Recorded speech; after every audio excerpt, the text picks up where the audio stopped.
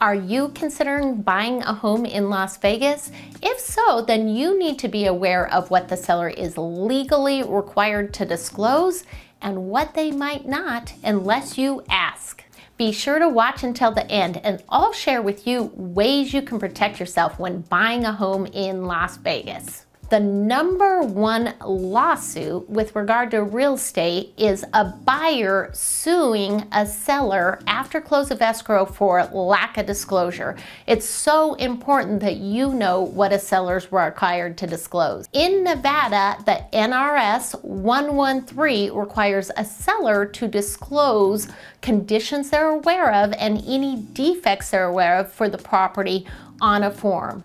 In Las Vegas, we have what's called the seller's real property disclosure, and I'm holding a copy in my hand. I'm gonna walk through page by page and talk to you about what needs to be disclosed, and also keep in mind what might not be complete on this form. The very first page has questions on, do you occupy the home and what kind of seller you are. This is so important because if they don't occupy the home, or it's a rental property or a trustee sell, if they're not living in the home or have never lived in the home, they may not know if something's not in working order. The law says the seller must disclose things they're aware of or should have been aware of. Also, on this form, you want to make sure that your buyer's agent is looking it over and that the seller has disclosed and answered all questions.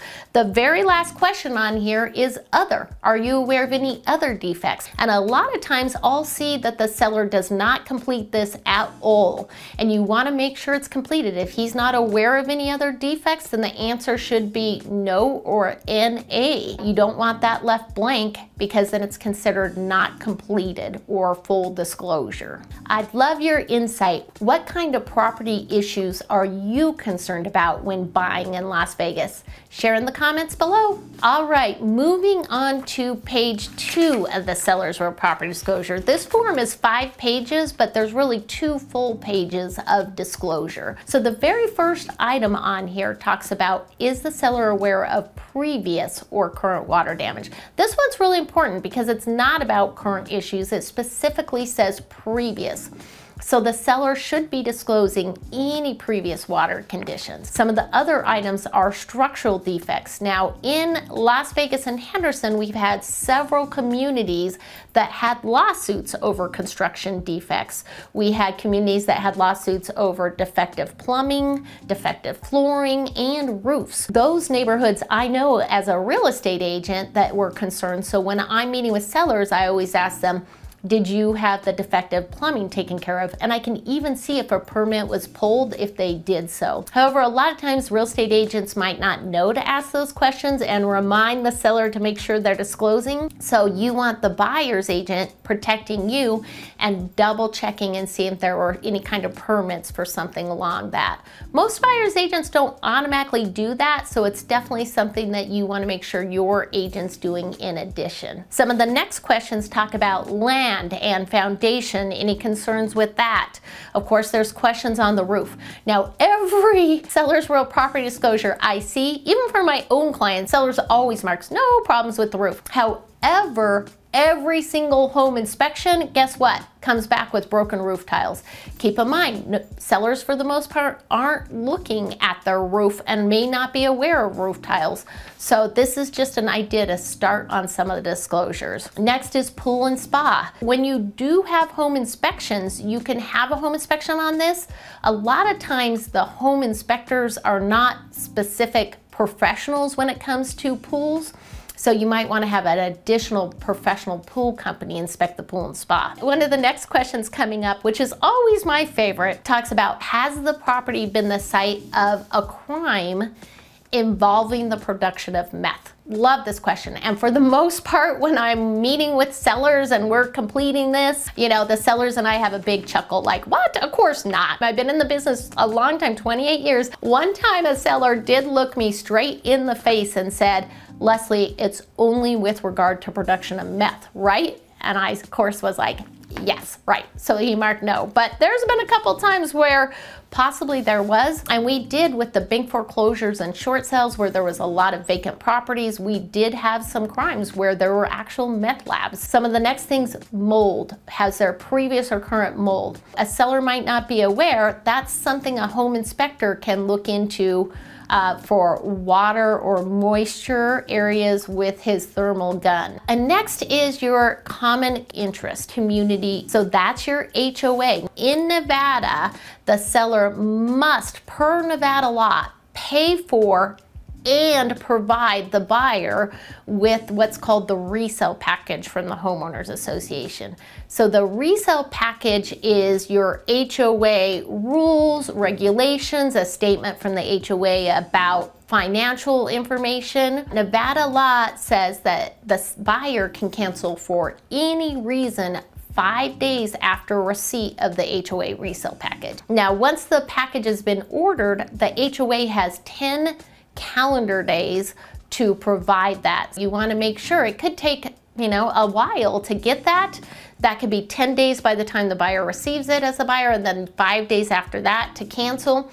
So you want to make sure the seller's providing that to you as soon as possible. Next is lead-based paint. So that's for any property that's built prior to 1977. If it's marked yes, then there's an additional disclosure needed, which is the lead-based paint disclosure form the seller must provide. Same with mold. If that's marked yes, there's an additional disclosure, and the seller needs to provide any information and reports from mold or anything they're aware of with the lead-based paint as well. And then on to water source and of course your municipal source. Those are generally public water, public sewer, but occasionally we see where the home has a well or a septic tank. And in those instances, you would need to be aware of it so that you can have a septic inspection. We have chief inspections that do that for the septic tanks.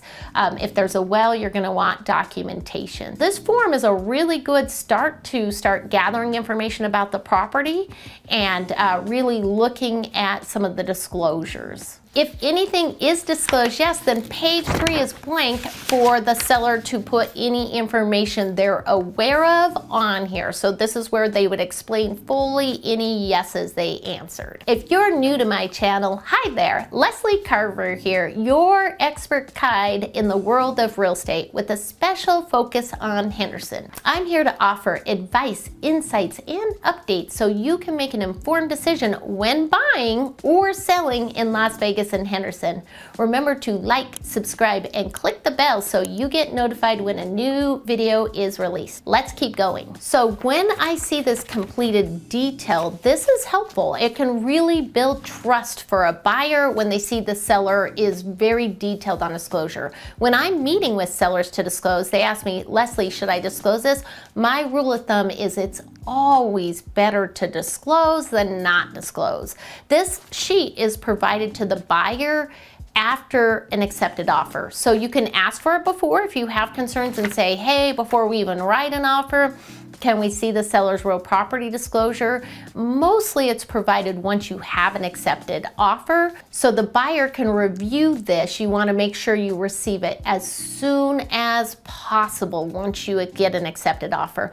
That way you can actually provide this information, anything the seller disclosed, to the home inspector. And then when they're doing the home inspection, if there was a previous water damage or something that was disclosed as not working, you can have your home inspector look it over during the home inspection. When you are hiring an inspector, I recommend you talk to a couple, make sure you're comfortable with the home inspector. And like I mentioned earlier, you might want to hire a different inspector for the pool and the spa, or if there's a septic tank. Make sure your agent is addressing that you want to make the offer contingent upon a general inspection, and then there's lots of boxes on our offer that they can request additional inspections. Either make sure you're doing that or that the buyer's agent adds language in the contract that you can request any and all inspections during the due diligence period. Now keep in mind, the due diligence period in Las Vegas is a drop dead date.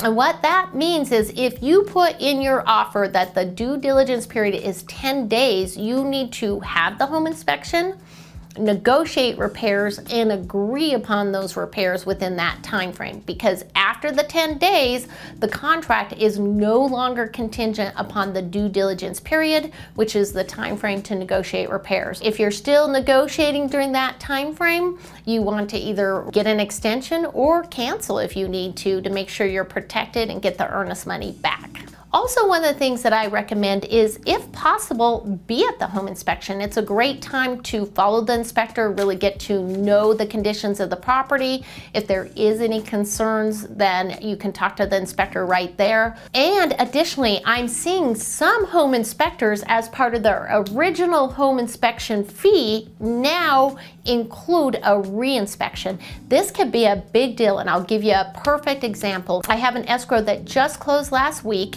and during the home inspection, it came up that one of the trusses in the attic, the supporting beams of the house, was breached. It was a big deal. The seller had AC replaced, and the AC company got in the act and cut a big hole in the beam. This was a big no-no. So the buyer, of course, requested that support beam to be repaired, and the seller agreed, and they hired the appropriate contractors. They hired two, the engineer who said how the work should be done, and then they had a company come out and complete the repairs. But the buyer had the home inspector go back out and re-inspect, and guess what? It wasn't done properly.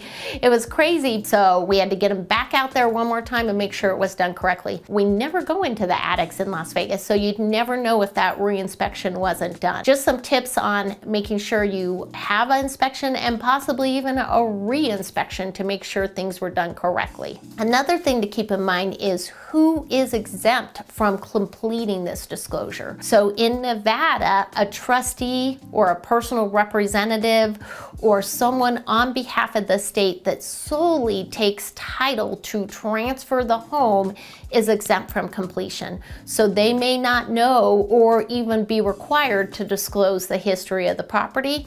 Also a bank foreclosure. So there's certain exemptions where someone does not have to disclose. Also in Nevada, it is not required to disclose if there was a death in the property, unless the death was caused by the house. If the house caused the death somehow, maybe by an electrical problem or something with maybe radiant gas, caused the death, that has to be disclosed. Otherwise, if someone was even murdered within the property, that's not a required disclosure.